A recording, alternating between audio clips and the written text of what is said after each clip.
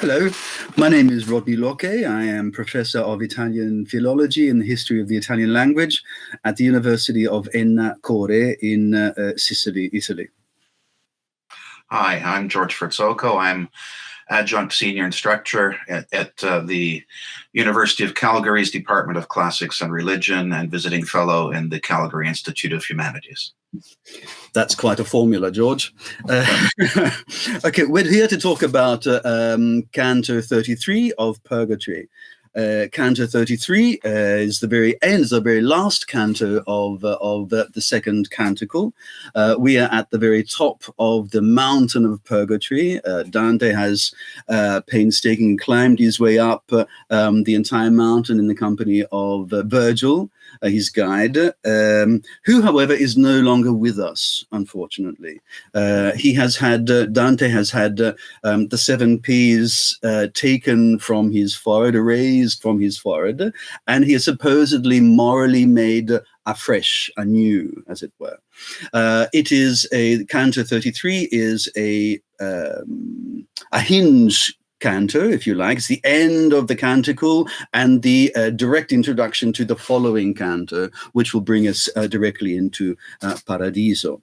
As such, in the light of what's rather popular now regarding Dante studies, that is parallel or vertical readings, Canto 33 has a lot in common with Canto 34, that is the 33rd canto after the proem in Inferno, and of course with Canto 33 in Paradiso, in the Canticle of Heaven. From 2 points of view. Well, it begins and it ends in an analogous fashion. Canto 33 of Purgatory it begins with a quote, a line from Psalm 78. So it's David. So the purging souls, as it were, are singing a psalm. It ends with an allusion to the stelle, the stars, and more on these stars at the end of our chat.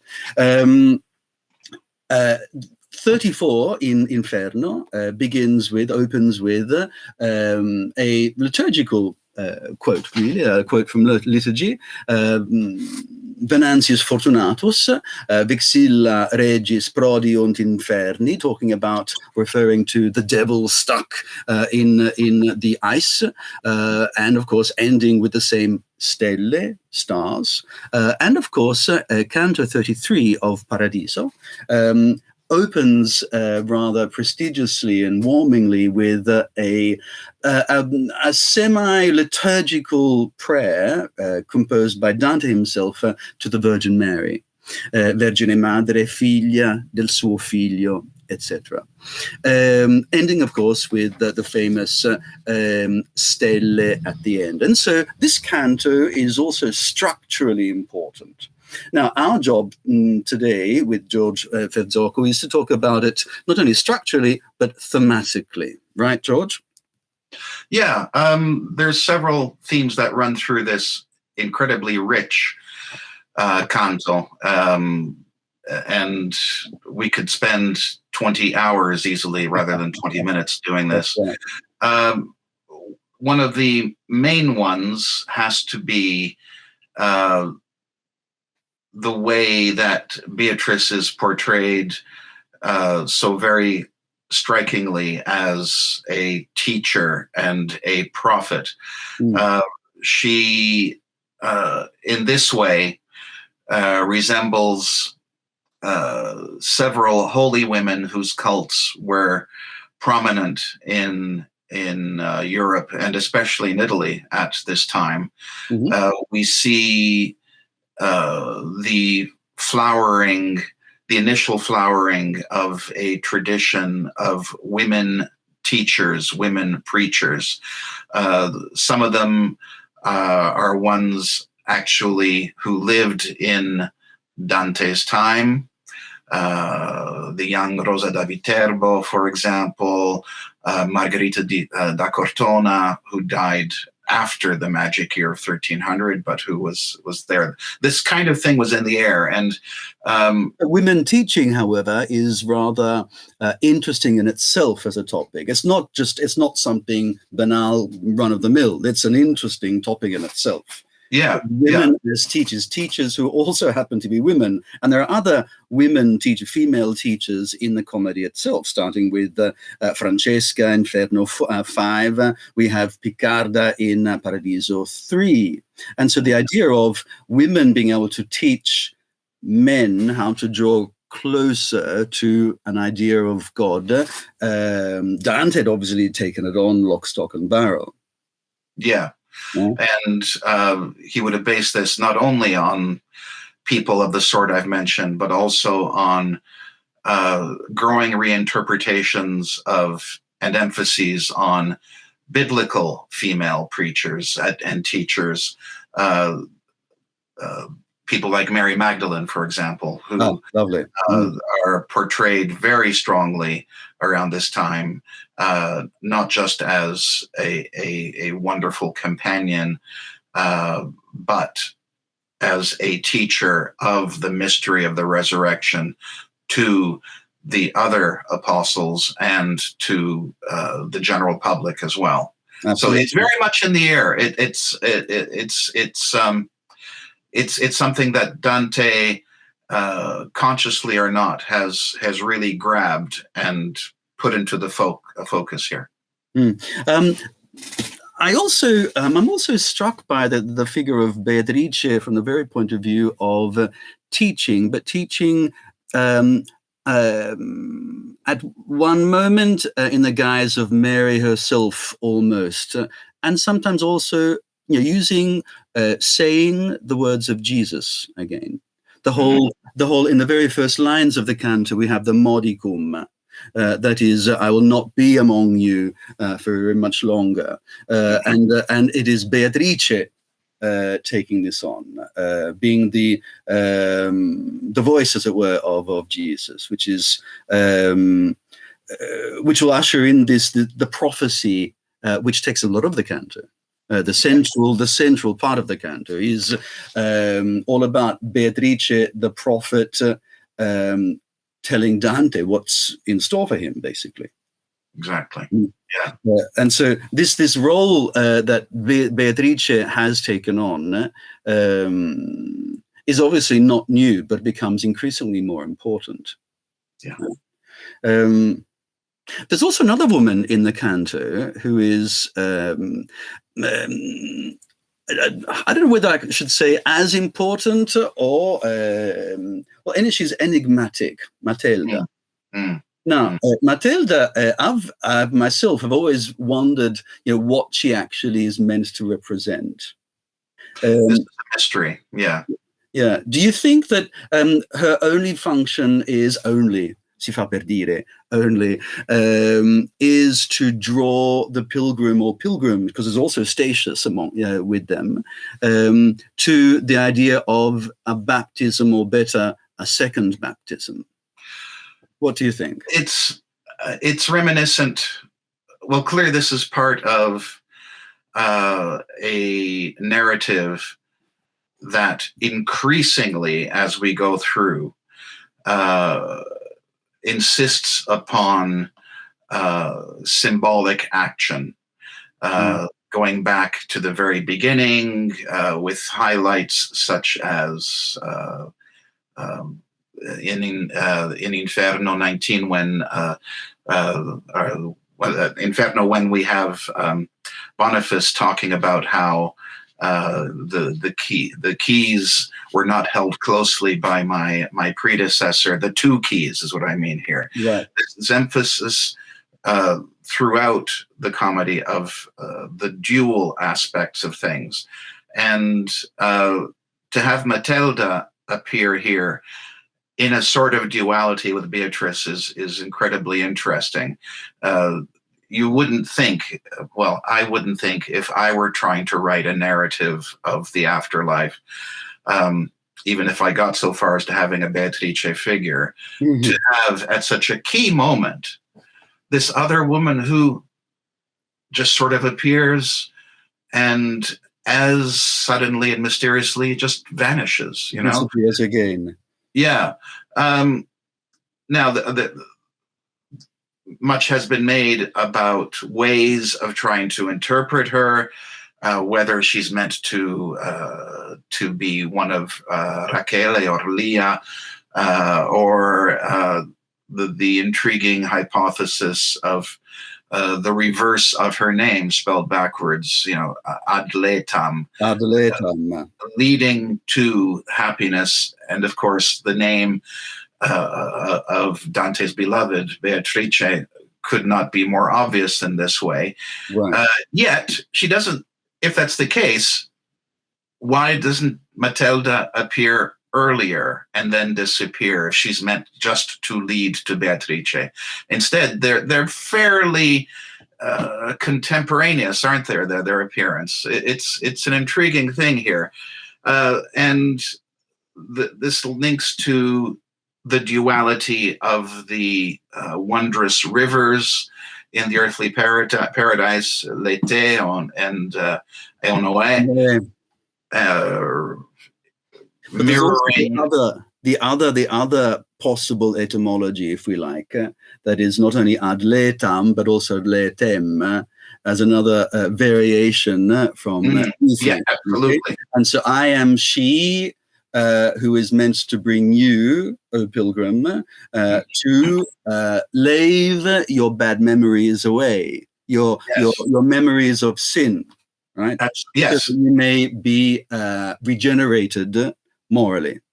Yeah, which is her first job, so to speak. Yet, providing a 2-for-1 value, she goes much farther than this and brings Dante to the Eonoe, the river where, after being signified, as a sort of speak, of second baptism, the pilgrim, along with Statius, everyone who passes here, remembers the good things they've done. There's this twin aspect of salvation that is necessary, that in order for complete happiness to occur, we don't become other people who magically have no sins and nothing else. They also enjoy their past life, and this is really great. This is really great. You're not meant to look back in sorrow at what you've done, because your bad things are forgotten. Right. And the good things not to shun the earthly plane to court. Yeah. It's not all bad down here, in other words. That's right. And it's very empowering. It's good for an age such as ours that is quite largely a depressive one, a negative one. Right. To see this this presentation in an age that stereotypically is negative and everything's black and bad. No, this reigning dichotomy, black or white, which simplifies things. But Matilda's not the only enigmatic character in the canto. There's also an allusion, this dux figure, and so the 500. What is it exactly? It is un 505. Right? Yeah. Now, of course, what do you think? I mean, obviously, this figure, if he or she is meant to come, it will be a type of veltro. And so we have to look at the idea of the veltro as being a possible etymology of ultore, and therefore she or he who actually vindicates. In this case, saves, if you like, saves humanity from the clutches of itself, from its situation, etc. And so this veltro figure, whoever she or he may be, is absolutely fundamental. And it might actually be, I like to think it might be not only Dante, but Dante offering the comedy to us today.